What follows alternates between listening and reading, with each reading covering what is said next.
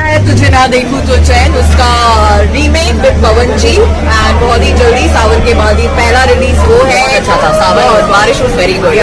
तो बस उसके बाद अब नेक्स्ट सॉन्ग ये है। कंजा, पवन सिंह के साथ कैसा एक्सपीरियंस रहा? पावर बहुत बहुत अच्छा। उन्हें रोमांस, अब मुझे पता लगा कि इतना अच्छे से रोमांस वो कैसे सबके साथ, तो मैं पहले दिन मिली, लगा ही नहीं कि पहली बार मिल रही है। वो बहुत ही इमीडिएट एक ऐसी केमिस्ट्री बनी हमारी और सॉन्ग बहुत ही प्यारा शूट हुआ है। तो I am really looking forward to. तो बहुत ही प्यारा वेलकम हुआ मेरा वहाँ पे और लकीली दो और कुछ बहुत अच्छी चीजें साइन करके आई।